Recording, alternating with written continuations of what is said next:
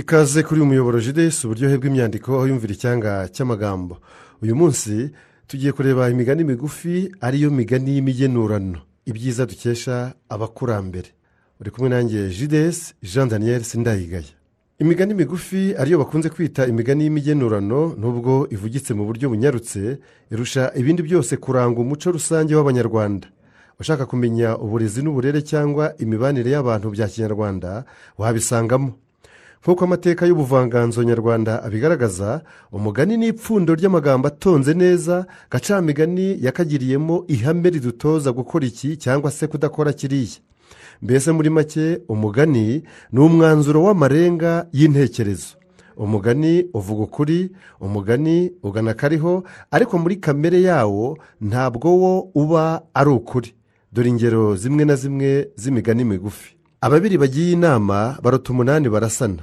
Uyu mugenurano abanyarwanda bawuca iyo bashaka kugaragaza ko ubufatanye butanga imbaraga no kugera ku bintu bihambaye.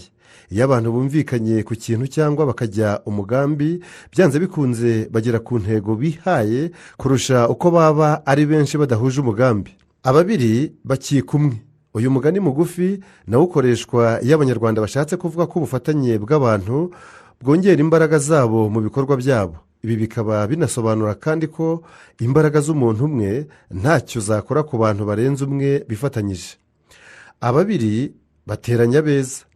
Abanyarwanda nubwo badashyigikira abakora ikibi, bemera ko n'ubufatanye bw'abantu mu bikorwa bibi bugera ku kibi kitoroshye kugerwaho mu gihe uri nyakamwe cyangwa wagikoze uri umwe. Uyu mugani usobanuye ko ubufatanye bw'inkozi z'ibibi nabwo buzigeza ku musaruro zita mwiza ziba zifuza. Ababiri bica umwe. Aha abanyarwanda bashakaga kuvuga ko ubufatanye hagati y'abantu bubongerera imbaraga kurusha kuba nyakamwe cyangwa nyamwigendaho. Bakanguriraga abantu kwibumbira hamwe. Ababiri ntibacibwa inka. Umuntu acibwa inka iyo hari amakosa runaka yakoze, ikaba impongano y'icyo cyaha cyangwa y'iryo kosa. Uyu mugani usobanuye ko bigoye kubona abantu bagwira rimwe mu ikosa. Umwe ashobora gukosa, ariko abo bagendanye bakamucyaha cyangwa bakamugira inama imurinda kugwa mu ikosa. Abacuranye ubusa basangira ubundi. Uyu mugenurano usobanuye ko abantu bababaranye cyangwa babanye mu bihe bibi badapfa gutandukanywa n'ikije cyose. Umuntu mwabanye mu mubabaro w'igihe kirekire ntiwamwibagirwa cyangwa ngo umwirengagize mugeze mu gihe cyiza. Abadapfuye ntibabura kubonana. Uyu mugani abanyarwanda bawukoresha bashaka kwerekana ko abantu badashobora kugenda ngo bibagirane burundu batongeye guhura n'abo bari barasize. Umuntu akora urugendo akajya ahantu kure atekereza ko atazongera guhura n'abo asize, ariko hakazabaho impamvu ituma ahura nabo atigeze atekereza ko bakongera guhura kubera imiterere y'ubuzima. Abagabanya imbisi inyama ntibagabana umufa. Uyu mugani usobanura ko nubwo abantu baba bakundana cyangwa babana, hari igihe kigera buri wese akareba inyungu ze kurusha kureba inyungu z'undi muntu uwo ari we wese. Usobanuye kandi ko abatakoze imirimo ingana batagomba kubona ibihembo bingana. Abagabo babiri ntibabana mu nzu imwe, cyangwa se nta bihanga bibiri mu nkono imwe. Ni kimwe n'ingona ebyiri z'ingabo mu iriba rimwe. Uyu mugani usobanuye ko abantu benda kunganya imbaraga, imyaka n'ubushobozi, bahora bahanganye kandi bikagorana kumvikana no kubumvikanisha iyo bari kumwe mu gikorwa. Abwirwa benshi akumva beneyo. Uyu mugenurano usobanuye yuko iyo amagambo avuzwe hari abo abagenewe hakaba n'abandi atabagenewe. Ni byiza guhora iteka ushishoza kugira ngo umenye niba ari wowe ubwirwa mu buryo buhishe cyangwa se buteruye. Acuritse inkanda ntacuritse umutima. Bisobanuye ko akenshi uko tugaragara inyuma atari ko tumeze ku mutima. Uyu mugani wumvikanisha ko nta muntu wo guhita yizerwa, kuko akenshi umuntu yihisha mu bantu akagaragara neza kandi nyamara ari mubi ku mutima no mu bindi bikorwa bye. Agaca amakungu ni ukwima warugendagamo. Uyu mugani usobanuye ko iyi mpinduka ibaye mu mibanire y'impande ebyiri z'abantu bari basanzwe babanye neza, ayo matsinda yombi ahita abibona, hanyuma buri wese akagira amakenga.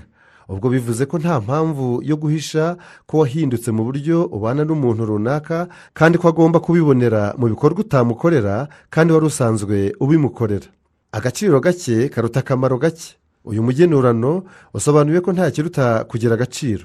Imirimo yose waba ukora cyangwa umumaro wose waba ufite ntacyo bimaze mu gihe cyose nta gaciro wowe ubwawe uhabwa. Biragoye kwigarurira agaciro n'icyubahiro watakaje. Agacumu gahabwa agahari, n'agaharurutswe gahabwa agahini. Abanyarwanda bemera ko icyubahiro gihabwa ugikwiye, kandi iyo igihe kigeze ibintu birahinduka, uwari wubashywe agasuzugurwa, uwari umutoni akaba umucakara. Agacumu kazaguhorera kazahorera umugabo, ntumenya uwagacuze. Uyu mugani bawuca bagira ngo bagaragaze ko umuntu atamenya ikintu cyangwa umuntu uzamugirira akamaro cyangwa uzamutabara mu bihe bikomeye. Uyu mugani kandi ugaragaza ko hari igihe amahirwe cyangwa ubutabazi biza utabikekaga. Agahana imbwa ni agasharira. Uyu mugani usobanuye ko kugira ngo umuntu acike ku ngeso mbi yamwokamye hagomba gukoreshwa igihano gikomeye. Iyo bitagenze utyo kwisubiraho kwe ntibikunda. Agahanga k'umugabo gahangurwa n'uwakaremye. Abanyarwanda bemera ko hejuru y'ikintu gikomeye haba hari ikindi kikirenzeho. Bityo rero nk'uko hari ibinanira abagabo muri ubu buzima, bemera ko hari Imana yabishobora. Uyu mugani unasobanura ko Imana ari igena iherezo ry'umuntu wese ku isi. Agahanga k'umugabo gahuma katavuze. Uyu mugani usobanuye ko iyo witegereje ikintu cyangwa umuntu ushobora kumumenyaho byinshi ushingiye ku bimenyetso agaragaza. Urebye ikintu kiboze byoroshye kugitandukanya n'ibikiri bizima. Wanatandukanya umuntu mukuru mu myaka n'undi ukiri muto uhereye ku buryo bagaragara ku ruhu. Agahango gato karuta umugenderano. Uyu mugenurano usobanura ko hari aho bigera ikintu gito kikaruta ubwiza ikintu kinini. Bawukoresha berekana ko ibintu binini bidahora ari byo byiza kurusha ibito mu ngano cyangwa indeshyo. Agahararo ntikabuza agahararuko. Uyu mugani usobanuye ko buri kintu kigira igihe cyacyo. Iyo icyo gihe kirangiye, icyo kintu kiratabwa cyangwa kikibagirana burundu. Uyu mugani wanakoreshwa ku bantu. Abantu bibona mu buto bakagira ngo ubusaza ntibubareba. Iyo ushaka kwerekana ko ibintu bihinduka ushobora guca uyu mugenurano. Agaharawe gahabwa agahari, naho agaharurutswe gahabwa agahini. Abanyarwanda bazi neza ko ikigezweho cyiharira abarebyi, naho ikitakigezweho ntawe ushaka no kukireba. Niho bahereye baca uyu mugani usobanura ko iyo ubuzima buhindutse buhindura byinshi. Hari ibiba byiza bikagerwaho, ibindi bigatabwa. Agahimbaza umusyi kaba munsi y'ingasire. Uyu mugenurano usobanuye ko burya umuntu ashimishwa akanashimirirwa mu mirimo akora kenshi cyangwa buri gihe. Umurimo wose utakazaho umwanya, ubwenge n'imbaraga byawe ugushimisha gusa iyo uguha amaronko n'inyungu bijyanye. Agahinda gahima indyarya kaba mu rutare kwa Rwirebe. Uyu mugani nyarwanda tuwukoresha iyo dushatse kwerekana ko iyo umenye uburyarya bw'umuntu runaka utongera kumwizera, ahubwo ukongera kugira amakenga ku kintu cyose akubwiye. Iyo utahuye indyarya urayiheza ukayireka. Agahinda gashira kandi kari mu itumba. Uyu mugani bawukoresha bashaka kwerekana ko akenshi ibyago biza bikurikiranye. Ibihe bibi birakurikirana kandi bigatinda. Umutima wababaye uhora ubabara, kabone n'ubwo haba akantu gato karawushengura. Agahinda gashira bake. Umutima wababaye igihe kirekire ntushobora gukira ibikomere mu buryo bwuzuye. Umuntu arinda apfa akibuka ikintu cyose cyamubabaje. Agahinda k'inkoko kamenya inkike yatoyemo. Agahinda kawe n'ibyishimo byawe bimenywa gusa n'abo muhorana. Uyu mugani ukoreshwa iyo berekana ko abantu mubana ari bo bamenya ibyawe kurusha abandi muziranye ariko mudahorana. Agahinda k'inkono kamenywa n'uwayiharuye. Agahinda kawe n'ibyishimo byawe bimenywa gusa n'abo muhorana. Uyu mugani agahinda k'inkoko kamenya inkike yatoyemo ni kimwe n'ugira uti agahinda k'inkono kamenywa n'uwayiharuye. Agahinda ntigashira, gashira nyirako yapfuye. Umutima wababaye igihe kirekire ntushobora gukira ibikomere mu buryo bwuzuye. Umuntu arinda apfa akibuka ikintu cyose cyamubabaje. Agahinda ntikajya habona. Uyu mugani ushatse gusobanura ko nta buryo bushoboka umuntu yasobanura agahinda ke mu buryo bwuzuye imbere y'undi cyangwa abandi bantu benshi. Nyirako niwe wenyine umenya ingano yako n'ububabare yagize. Agahinda ntikica kagira mubi. Uyu mugani uvuze ko umutima wagize agahinda nta cyiza watanga cyangwa wakora. agahinda gatera umunabi, umushiha n'izindi ngeso mbi umuntu atifuza kubona ku wundi. Agahinda ni ukubura uwo ukunda. Uyu mugenurano gusobanura ko nta kibabaza nko kubura umuntu cyangwa ikintu wakundaga, kuko ubusanzwe umuntu wese aterwa ibyishimo no kubona hafi uwo akunda cyangwa ikintu yishimira. Agahinda si uguhora urira. Uyu mugani urasobanura neza ko urize wese ataba bitewe n'agahinda, kandi ko hari abafite agahinda batarira kuko baba babona ntacyo byabafasha mu gahinda kabo. Agahini gahima indyarya kaba mu rutare rwa Kirebe.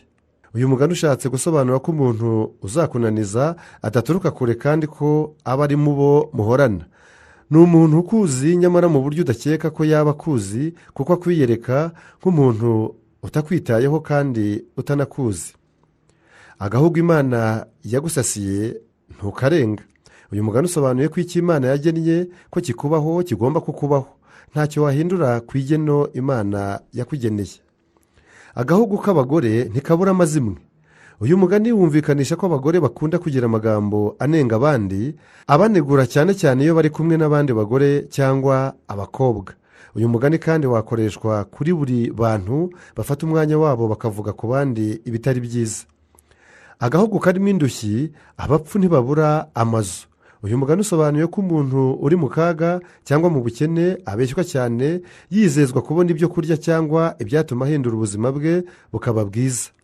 Agahuru gakomeye kiyima umupfu. Uyu mugani mugufi usobanuye ko imyitwarire n'ibitekerezo by'umuntu bishobora kugira ingaruka mbi ku maronko ye cyangwa ikindi kintu yifuzaga cyiza. Imyitwarire idahwitse ishobora gutuma witesha amahirwe. Agahuru gasabye umuntu inyama ntakarenga. Uyu mugani nyarwanda usobanuye ko bigoye guhindura igeno ryawe. Iteka ahari ibyago byawe wisanga ariho ubuzima bukuganishije kandi nta yandi mahitamo ufite. Agahuru kagusabye amaraso ntukarenga. Igeno ni igeno, ikiri bukubeho ntacyo wakora ngo ntikikubeho. Aho uzagwa niho ugwa, nta kabuza icyo wakora cyose. Agahuru gahinyuza inkumi. Umuntu ashobora kwihisha akanajijisha abandi ntibamenye neza uwo ari we, ariko impinduka n'ibibazo nibyo bigaragaza neza uwo yari we, kuko ibyo kwihisha no kwihishira bitamushobokera. Agahinda ni ukubura uwo ukunda. Uyu mugani ushatse kugaragaza ko umuntu ukunda ari we shingiro ryuzuye ry'ibyishimo byawe. Iyo rero umubuze ntutana n'akababaro ndetse n'agahinda kubera agaciro n'umwanya aba yari afite mu buzima bwawe. Agahwa kari ku wundi karahandurika. Uyu mugenurano usobanura ko undi muntu adashobora kwiyumvisha ikintu nk'uwo cyabayeho. Akenshi abantu bafata ububabare nk'ubworoheje kuko atari bo bari kubabara. Agakambye ugatega u Rwanda, cyangwa se ugatega iminsi. Iminsi iratinda igasobanura ibyo abantu batabashaga gusobanura no gusobanukirwa. Iminsi n'ibihe bifasha abantu gusobanukirwa mu buryo bwuzuye ibyo batari bazi neza. Naho umunyarwanda avuga ko ibyo abona bikomeye bishobora kutazahora bikomeye nyuma y'igihe runaka. Agakara gasiga imbwa ntigasiga akako. Uyu mugani mugufi ushatse kuvuga ko ntawe ushobora kwirengagiza umuntu bafitanye isano. Niyo bibayeho ntihabura umwihariko w'inyoroshyo watewe n'isano, ubucuti, ubuturanyi cyangwa izindi nzira zituma abantu bamenyana. Agakecuru gakize ntikabura abuzukuru. Ni kimwe n'agakecuru karitse. Uyu mugani mugufi ushatse kuvuga ko ntawe utunze cyangwa ufite icyo abandi badafite ubura abamushagara cyangwa abamuba bugufi bagamije kugira icyo bamukuraho cyo kubabeshaho. Agakecuru gatanza kandi gushoka kagira ngo dore ubwo butama. Iyo umuntu aguwe neza ntamenya ko abandi bashobora kuba bamerewe nabi. Aha niho haturuka no gusuzugura cyane ubona ataragera ku byo wowe wamaze kugeraho. Uyu mugenurano urabwira abantu ko iyo umuntu akurushije amahirwe nta kabuza akwiyemeraho. Reka noneho iyi migani migufi cyangwa iyi migani y'imigenurano tuyihinire kuri uyu ugira uti agakecuru karitse ntikabura abuzukuru. Uyu mugani usobanuye ko iteka ufite icyo atanga asanganirwa n'abantu batandukanye, ari abazi cyangwa atazi, abo yakekaga ko bamugenderera ndetse n'abo atakekaga. Mwakoze rero kubana nanjye kuri uyu muyoboro JDS uburyohe bw'imyandiko, aho twiyumviraga icyanga cy'amagambo ari mu migani migufi, ariyo migani y'imigenurano. Ibi ni byiza dukesha abakurambere. nababwiye ko imigani migufi ariyo bakunze kwita nyine imigani y'imigenurano, nubwo ivugitse mu buryo bunyarutse irusha ibindi byose kuranga umuco rusange w'abanyarwanda. ushaka kumenya uburezi n'uburere cyangwa imibanire y'abantu bya kinyarwanda wabisangamo. reka rero mbasabe mukore subscribe, like, share na comment. iki cyanga cy'amagambo yo mu migani migufi ariyo migani y'imigenurano kigere kuri benshi. naho ubutaha, cawo cawo.